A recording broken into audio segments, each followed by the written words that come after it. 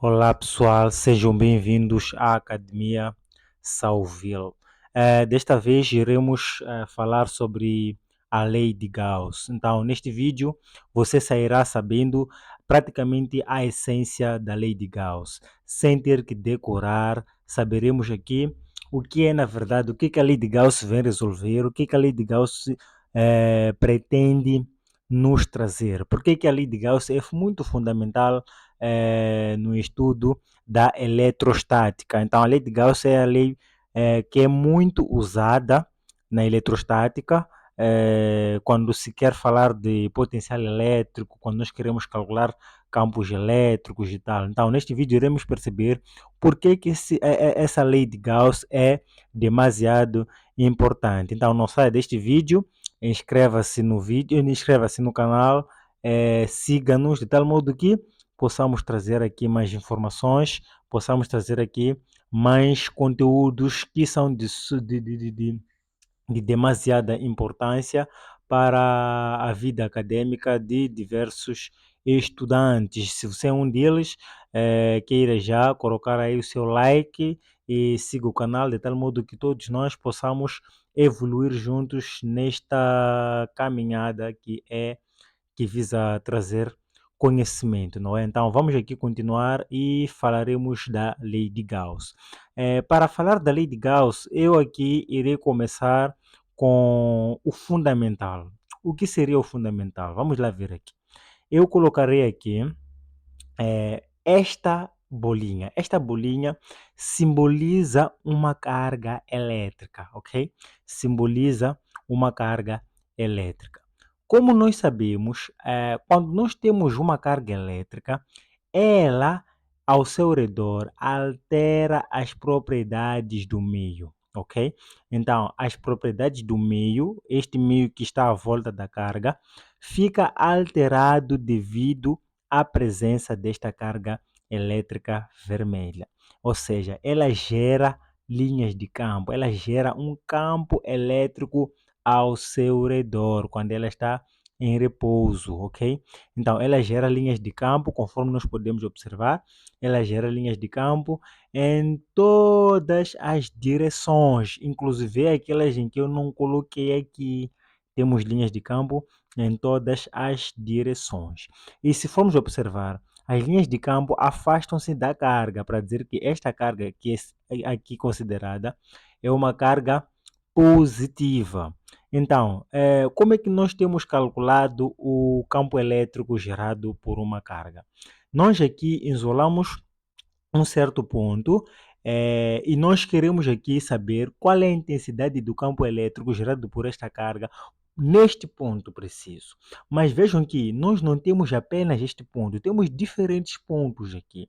Então, usando aquela lei de Colombo, nós poderemos conhecer o campo elétrico em um único ponto, ignorando os outros pontos. Ou seja, nós calculamos aqui e assumimos que o campo elétrico a qualquer ponto que seja que diste a mesma, que esteja a mesma distância da carga, em qualquer uma das direções, terá a mesma magnitude.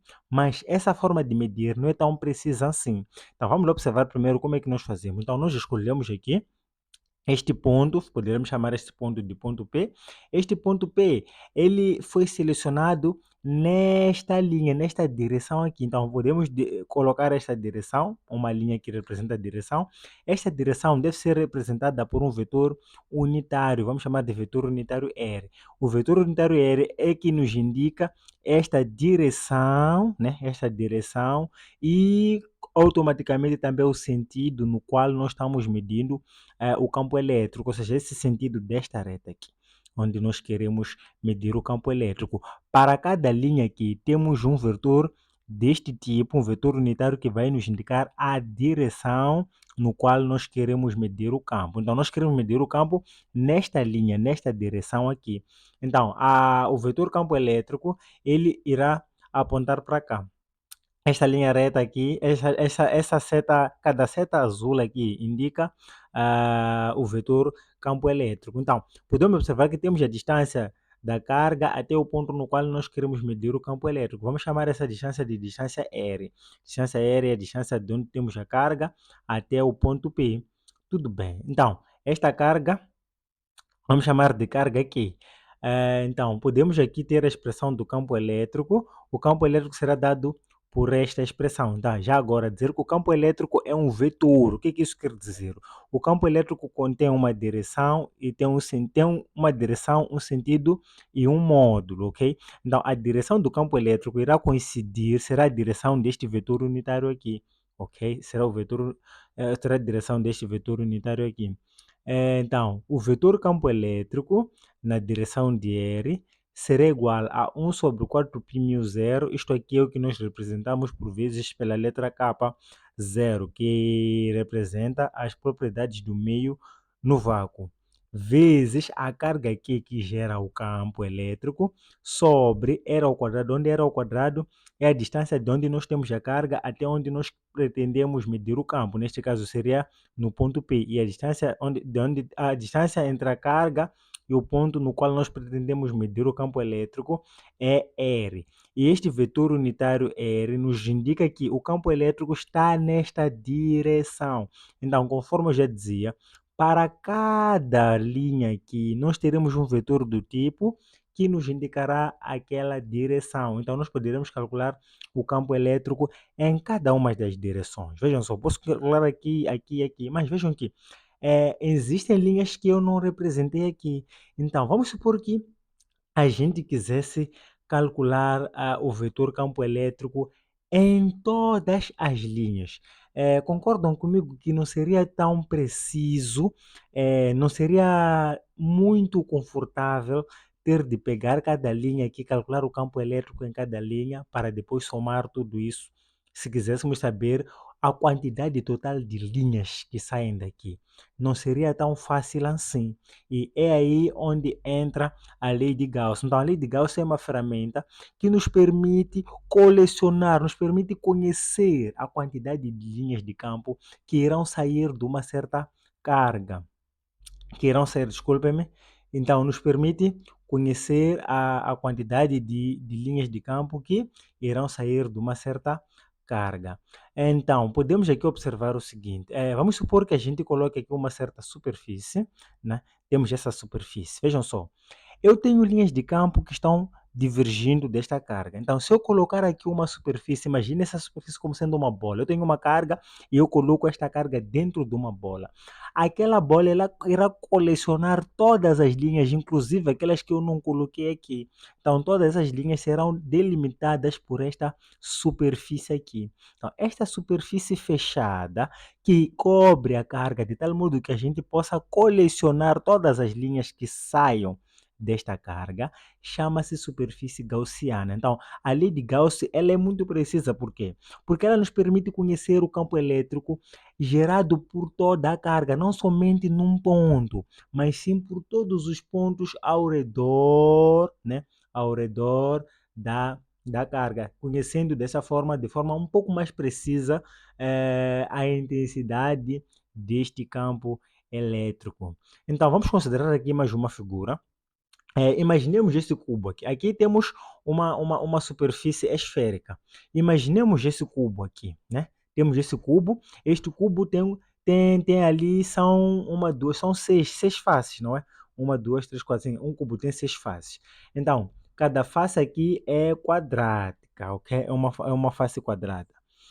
Temos faces quadradas. Vamos pegar aqui nesta face aqui. Nesta face nós temos, vamos chamar de área A. Então, a área A é toda esta área aqui. Então, esta área A terá um vetor, né? Pode-se representar aqui. Terá um vetor chamado vetor normal a ela. Então, para a lei de Gauss é muito importante que a gente fale deste conceito de vetor normal. Então, o vetor normal o que é? É um vetor que é perpendicular à área, ou seja, um vetor que forma um ângulo de 90 graus com este plano aqui, ok? Um vetor que forma 90 graus com a área é chamado de vetor unitário, é um vetor perpendicular ao nosso plano. A este vetor unitário nós chamamos de dA ou somente de N, ok? Então, esse A ou N é o vetor unitário. Deve-se saber que a área é um escalar, a área não é vetor. Então, sempre que forem observar a área com uma seta, na verdade não é a área como tal, é sim o seu vetor unitário. Ou seja, estamos juntando aqui o conceito da área e do vetor unitário da área, não porque a área em si seja um vetor unitário, mas sim quando aparece esse A com uma seta, não seria necessariamente o N, né? Aqui normalmente nós colocamos esse A com a seta, isto equivale a ter n, esse vetor n vezes a área, ok? Aqui faltava multiplicar pela área para que a gente tivesse aqui uma coisa mais conveniente, ok? Então, quando nós colocamos o vetor A, nós estamos juntando aqui o vetor unitário e a própria área. Então, estamos trazendo essa ideia de que estamos ali unindo a área com o seu vetor unitário. Então, vamos tentar colocar aqui uma figura, algo parecido com esta aqui, né? Vamos colocar aqui uma carga que seja delimitada por esta nossa superfície.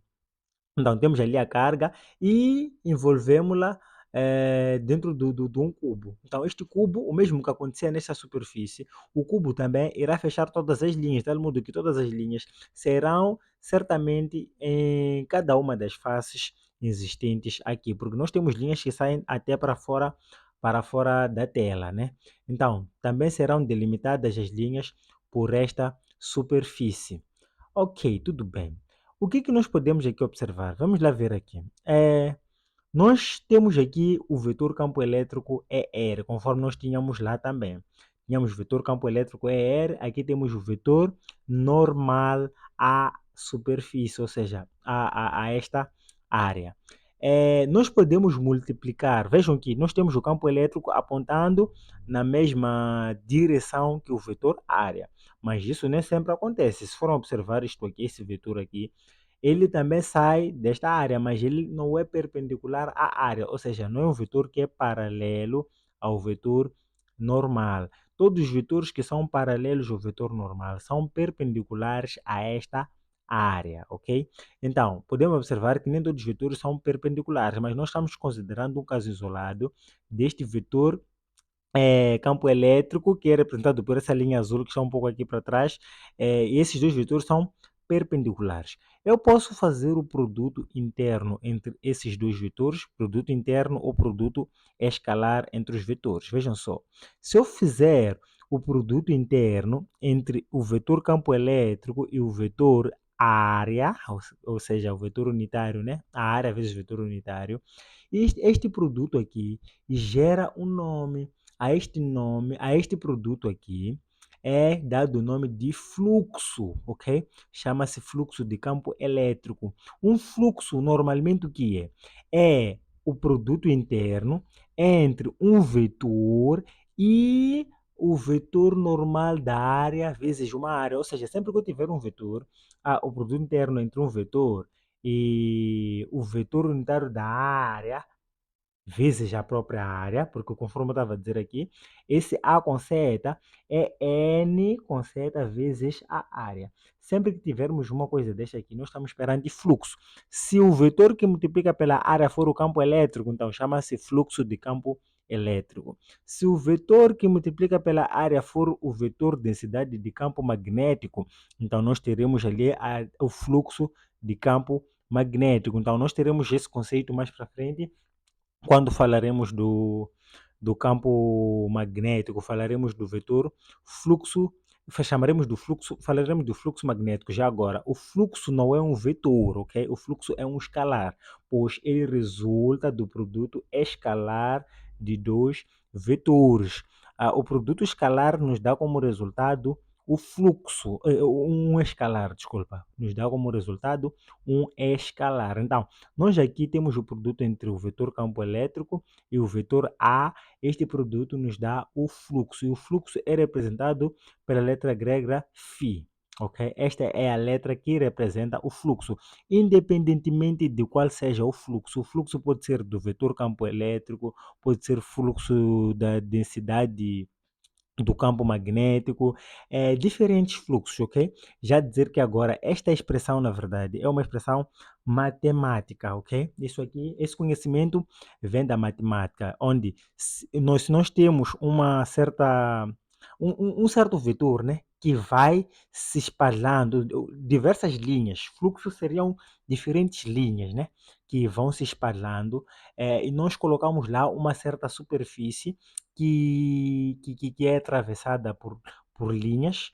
Então, nós podemos quantificar este fluxo pelo produto do vetor e a área que é atravessada. Isto é chamado de fluxo. Neste caso aqui, é o fluxo do campo elétrico. Então, vamos colocar aqui a fórmula. O fluxo de campo elétrico seria o produto interno entre o vetor campo elétrico e a área.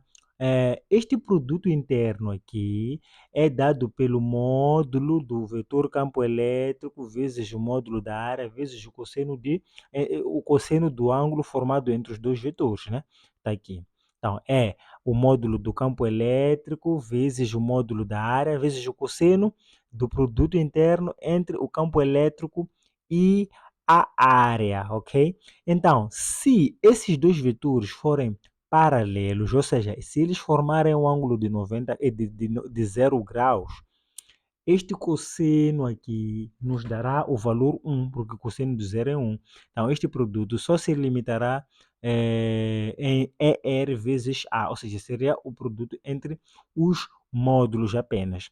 Então, eu fui ao livro Halliday-Resnick, lá levei uma imagem que eu gostei, por acaso, ela poderá aqui nos ajudar. Então, vamos lá ver aqui esta imagem. Nós temos aqui uma carga. Então, esta carga ao seu redor gera um campo elétrico em todas as direções, em todas as direções, sim. Essa carga é positiva, então o vetor campo elétrico vai divergindo. Então, esta superfície que envolve a carga é chamada de superfície gaussiana. Então, sempre que se fala de superfície gaussiana, se está a falar de uma superfície fechada, ok? Uma bola, um cilindro, vamos ver ainda mais diferentes tipos de superfícies, não é? Então, uma superfície gaussiana, já agora, é uma superfície fechada. Então, vejam só o que está aqui a acontecer. Nós temos esta carga atravessa esta área aqui, veja só. Então, atravessa toda a área, conforme estava a acontecer aqui. Então, pega-se uma pequeniníssima área. Vamos lá ver o seguinte aqui. Esta área é circular, ou seja, é uma área esférica, né? É uma área redondinha, né? Esférica, uma bola. Então, vamos observar o seguinte. Se nós pegarmos uma área bem pequenininha aqui, bem pequenininha, de tão pequena que é essa área, ela acaba se aproximando a uma área quadrática, ok? Quadrada, sim. Aproxima-se a uma área quadrada. Essa área pequenininha se comportará exatamente como se comporta esta área aqui, ou seja, esta área é muito pequena mesmo. Então, já que é uma área parecidinha com esta, teremos ali um certo vetor que seria um vetor normal à área, ok? Tudo o que está acontecendo aqui é de acontecer ali. Teremos o vetor normal à área. Mas esta área aqui é uma área muito pequena mesmo, porque para que isso funcione, é necessário que a área seja pequena, porque se não for pequena, nós não teremos uma superfície tão quadrada como esta. Quanto mais grande for a área, menos quadrada será a superfície. Então, vamos escolher uma superfície bem pequenininha que fica de facto assim quadradinho. Então, superfícies pequenas que fazem parte de uma superfície maior, nós chamamos de superfícies infinitesimais, ou seja, seria um dA. Então, dA seria uma porçãozinha desta área esférica maior, ok? Então, vamos escolher esta pequena área. Nós poderíamos escolher quaisquer outras áreas, podemos escolher aqui, podemos escolher aqui, podemos escolher cá. Então, temos essas pequenas áreas. Em cada uma dessas pequenas áreas, temos fluxos, temos campos elétricos atravessando, saindo do centro para fora, ok? Então, conforme nós vimos, o produto entre esses dois vetores nos dá o fluxo. Então, podemos colocar isso aí.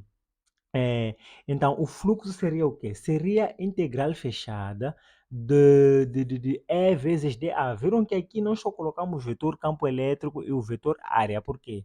Porque a área era a área total. Aqui não precisamos de colocar áreas pequeninas, mas aqui precisamos para que a gente possa fazer essa aproximação, para que a gente tenha, na verdade, dois vetores paralelos. A ideia é ter dois vetores paralelos. Então, reduzimos esta área de tal modo que ela fique tão pequena, de tal modo que aparenta ser um quadrado, ok? Que aparente ser um quadrado. Então, o fluxo seria o somatório na superfície fechada. Essa bolinha aqui é a superfície fechada, ou seja, a superfície gaussiana, do produto interno entre o campo elétrico e o vetor dA. E vejam só, o dA por quê?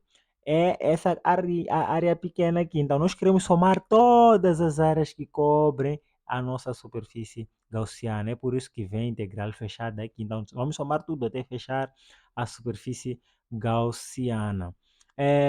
Assumindo que esses dois vetores são paralelos, como está acontecendo aqui, então o produto interno entre esses dois vetores nos dará, o produto interno entre eles formaria um ângulo de 90 graus. Então, vamos colocar agora a lei de Gauss. Se eu pego este fluxo e multiplico pela permeabilidade do meio, esse meu zero, vejam só.